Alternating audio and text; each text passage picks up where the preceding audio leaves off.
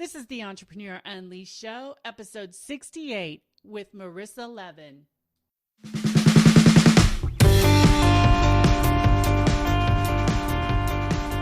Hi, I'm Patty Keating, and I believe entrepreneurs are the future of the world. Over the past 2 decades, I've built 4 businesses in alignment with my values, giving me the freedom to live where I want and do what I love. I'm here to tell you that creating your successful business does not require struggle or sacrifice. So, how do you create the lifestyle business you love doing only what you love? Welcome to the Entrepreneur Unleashed podcast.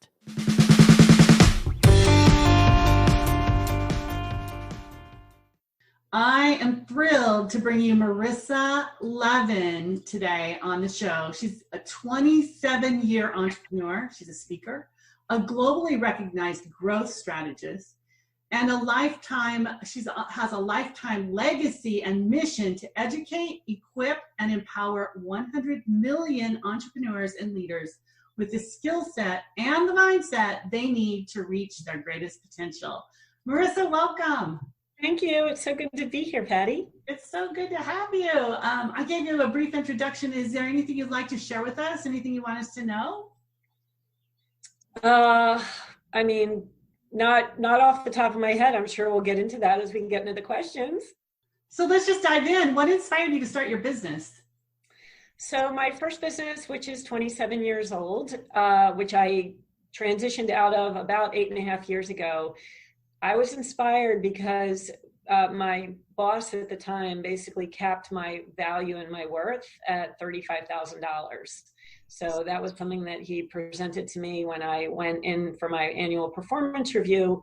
And I had been armed with basically a plan that quantified my worth within the company and what my worth was in the marketplace. And after I presented that, he said, "You'll never be worth more than $35,000 in my firm." So it really was that impetus that, got me to say, I basically channeled a message from my mom at the time, which was never let anyone determine your value or your worth. Wow. And so I knew in that moment that if I were going to truly reach my potential and work for someone who truly valued me, which would be me. No one's going to value ourselves more than we will ever value ourselves. I had to put a plan in place to exit that environment and really take control over my own destiny. Good for you. So what kind of obstacles showed up after that? Well, so this is going back 27 years ago. So there are obstacles that really don't exist anymore. Mm-hmm. Back then, the women's entrepreneurial community was obviously much smaller. Being the age that I was at that point I was 25. I'm 52 now.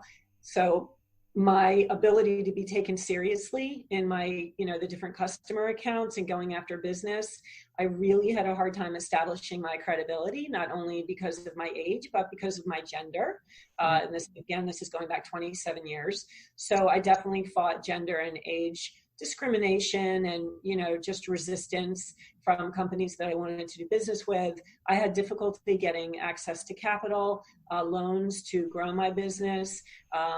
As I mentioned, the women's entrepreneurial community was so small, and this was long before the days of LinkedIn, of Facebook, of the ability to find communities that were really everywhere, that allowed me to grow myself, on a collaborative level, connect with like-minded women. And so that burden was on me to make sure that I did my own self-development and my own self-growth, because I didn't have an online community anywhere to network with.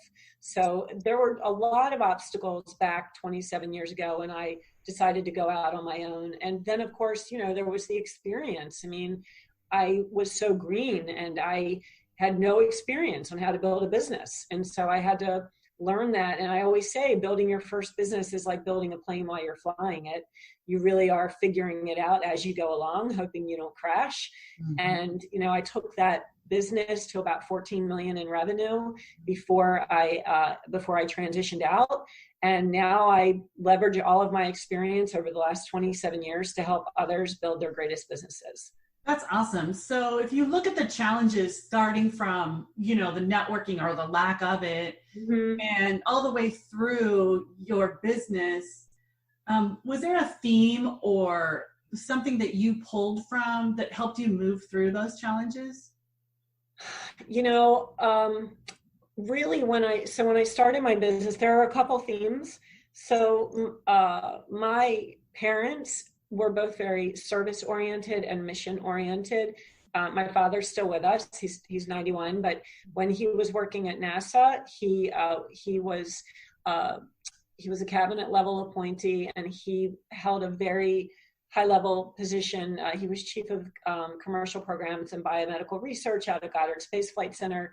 He worked on projects like he helped to develop the first diabetic insulin pump, where NASA took commercialized, privatized technology or aerospace technology and then brought that to the private sector and commercial market. So he worked on things like the first insulin pump. He worked on the first artificial pacemaker. He was responsible for implementing third world country hurricane detection systems. He was so mission driven in terms of making the world a better place. And then my mother, who's been gone for 6 years, was the same way. She worked in the largest AIDS and homeless shelter in Baltimore City at the time when AIDS exploded. She was involved in a lot of different philanthropic efforts, and both of my parents just really kind of lived a life of service. So for me, I grew up in a very mission-oriented environment, and so I knew that that was just something I was going to carry forth. So that was, for me, that was definitely one of my own themes in terms of how I grew and evolved both personally and professionally. And then another one was I just have always inherently been very values centric and values driven, and knowing who I am at my core, what I stand for, what works for me and what doesn't work for me. So when I launched my first company, I didn't have a business background. My undergraduate degree was actually in English with a concentration in Shakespeare. I'm a writer and I'm a communicator and a speaker. And it's not like I, went through an MBA program or went to business school. So when I launched my business, it was very focused on purpose and core values. And the first thing that I did when I launched my business, and it's the first thing that we do in my businesses today when we work with other organizations, is we go right to the core values. What are they? Do you have them defined? Are you living them beyond just posters and coasters? So my first, that was a theme for me. The first thing I did with building my first business is, well, what do I stand for? And I've just always been very visionary. So the vision, the mission, and the values, I mean, those really, when a company has those in place as a foundation and a bedrock, that's really what you use to be able to navigate through challenges. And then, I'm someone who's always asking for help. I mean, I believe that even at this point, I've been doing this for 27 years. I've worked with thousands of CEOs around, through my journey. I've learned so much, but it pales in comparison to how little I actually know, right? So I'm someone who's always surrounding myself with advisors. I'm a seeker in terms of learning how to be better, and always want to know what my blind spots are. And so having the right advisors around me, which is why I wrote the book, Built to Scale, which is all about building advisory boards. Having the right advisors around me also was something that was instrumental in getting me through my challenges. So what lessons did you learn as you moved through those challenges? Man, do we have 3 hours? Mm.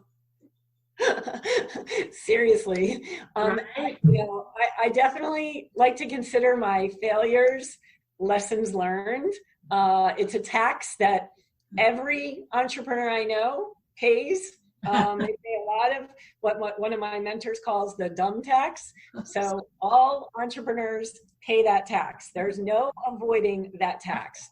But, when I coach CEOs, and I do so much, coaching of CEOs, I always remind them that and it could be from a $1 million business or a $10 million business or a $100 million business, whatever challenge they have, I can assure them it is not unique. It may be difficult. It may be challenging. They may feel alone in their challenge. I assure them they're not alone. It's always hard, but it's never unique. And so, through my own experience and through coaching so many, I can tell you that most challenges fall within a group of buckets. It's people, it's process, it's infrastructure, it's culture, it's taking your eye off the ball, the values, what you stand for. It's, sales and marketing, but really it's people, process, infrastructure. I mean, those really are kind of like the main buckets where problems come. And then of course, cash is king. So if a company grows too fast, they're probably going to either be undercapitalized or they're going to have unmanaged growth.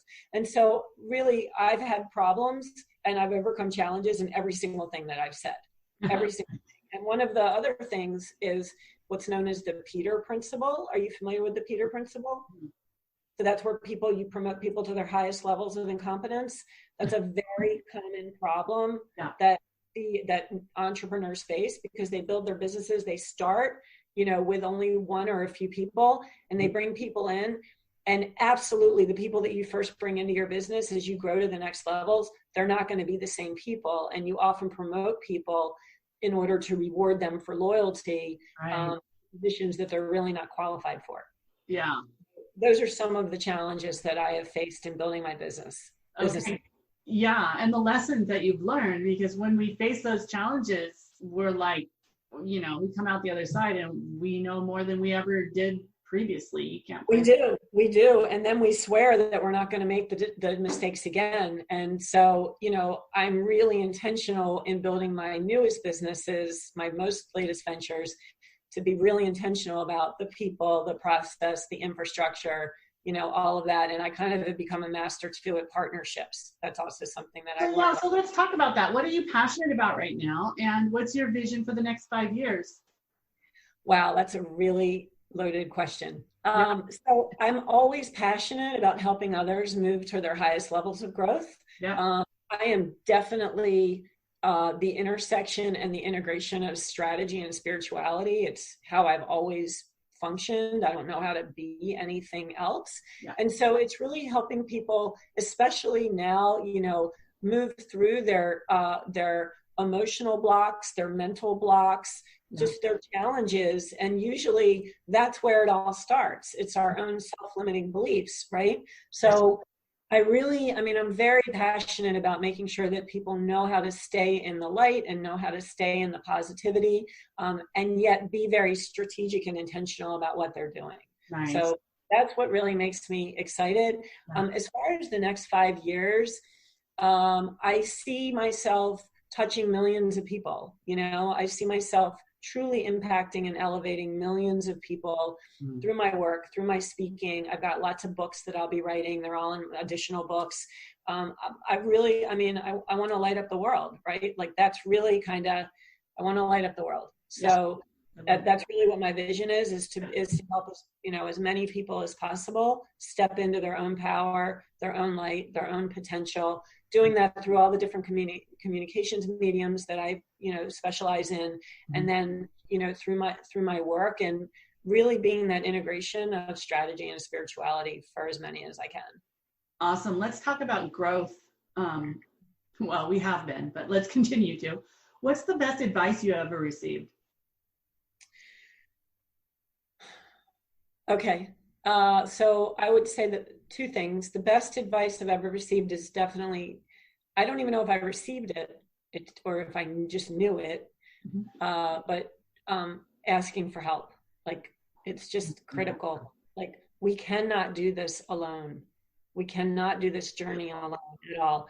So asking for help is never a sign of weakness. It's a wonderful sign of strength. And then one of my most important mentors of over 10 years, advisors, confidants, just, one of the most important people in my life. He taught me a long time ago that the greatest leaders subjugate their own agenda for the greater good of the organization.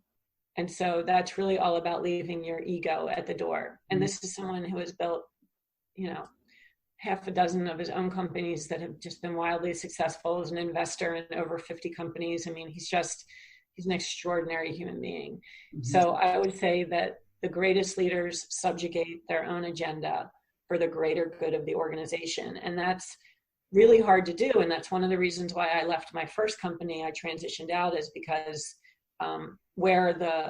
it was a government contracting firm, and where the government was going at the time, when I launched the government practice, it was very mission driven, it was values driven, it was transformation, it was relationships, it was high impact. And then the government went over to lowest price technically acceptable, where it wasn't about quality, it was just about lowest price. Mm-hmm. And that completely contradicted who I am in my soul as a person. Mm-hmm. And I could not lead that company anymore because I did not align with my largest customer's core value system. So I put a succession plan in place and I transitioned myself out. So again, the greatest leaders subjugate their own agenda for the greater good of the organization. And I demonstrated that in the ultimate highest way, where I left my own company because I no longer was the right person to lead it, because the values did not align with my customer. Out of integrity, and it's not going to work. Yeah. Okay, so what personal growth have you experienced on this journey? On the entire journey? Yeah. So God, that's also such a loaded question. My own self-awareness, my own understanding of the value that I bring to the world, the gifts that I bring to the world.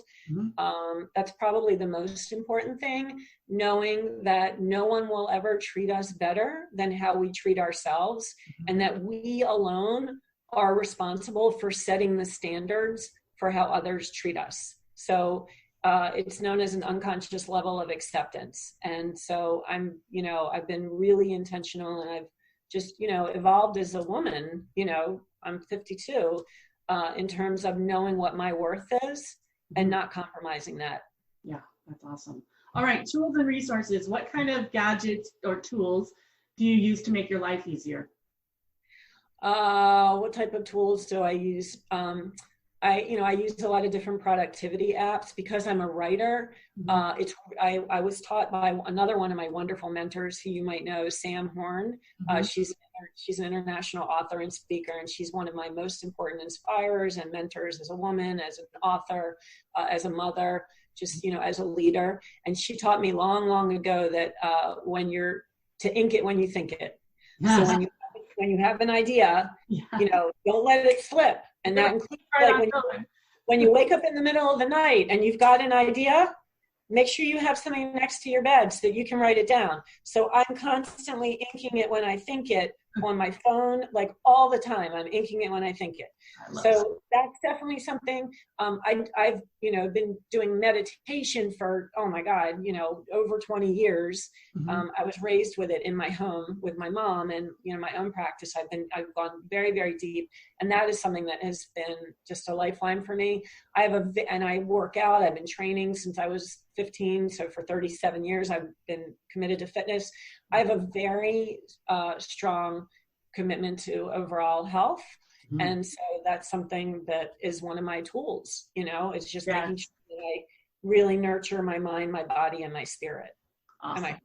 Yeah. What about resources like books, podcasts, blogs? What are you listening to? What are you reading? Yeah, so I'm completely focused on making sure I have a clean content diet.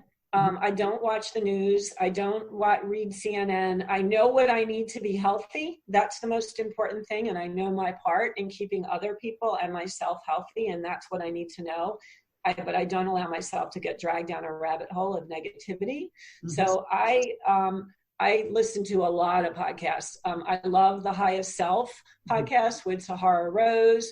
I listen to the Mind Body Green podcast. I listen to Brian Buffini, Tony Robbins, Oprah Winfrey, the OWN Network, Rob Bell, Deepak Chopra. I really am very much of a blend and an intersection of strategy and spirituality, and my books reflect the same. I really kind of stay in I'm very much of, my nightstand is definitely a blend of strategy and spirituality. And then I follow Reese Witherspoon's book club. So, what she's recommending too, I also bring in. That's awesome. Okay, last question. Looking back, if you were to do this all over again, what would you tell your younger self? I would tell myself myself to um, hire, I don't know, maybe hire slower and fire faster. That's definitely something that, I think all business owners struggle with, that they hold on to mediocre talent way too long, and it doesn't serve anyone. When you have someone who is not aligned with where the organization is going, you really have to commit to coaching them up or coaching them out quickly. And I once saw Rich Fairbanks, who's the CEO of Capital One Bank, and I remember a lesson that he said, it's not the D or the F players that hold us back, because when you get those in the organization, immediately you got to get them out. It's the C players who are average, because they're doing what you hired them to do, but they're not really doing anything else. And so therefore, we often hold on to the average because we don't want to deal with the hassle of the change. But what we don't realize is that when you hold on to the average, you're taking up space for someone extraordinary. And we have to often get rid of the good to make room for the great. Awesome. And so that was a great lesson that I learned from him. Yeah, awesome. Well, thank you so much for joining me. I really appreciate it. Yeah, people can find me at successfulculture.com. I'm all over LinkedIn. Marissa Levin 1. I'm on Facebook. I'm on Twitter, but LinkedIn is definitely the way to please connect with me, and check out Built to Scale on my LinkedIn page, and visit successfulculture.com for more information on culture, strategy, and leadership. All right. Thank you. Thank you. It was a pleasure. Hello and welcome. I'm recording this episode from my home office during self-quarantine, as we were all asked to stay home due to the coronavirus. If you like what you hear and you'd like to hear more, please join me in my Facebook group. It's called the Unleashed Entrepreneurs. You can search that on Facebook. Come on over. It's a community of thriving entrepreneurs making a difference in the world, doing what they love, and changing lives. Hope to see you there. Enjoy the show. I hope you enjoyed this episode. Have you ever wondered what you could do to make your own business and grow it online? Head on over to pattykeating.com and take the entrepreneur code. You'll discover your unique value, your personality style, and how you can combine those two into a thriving business that helps people and lets you make money doing what you love. I'll see you there. Bye for now.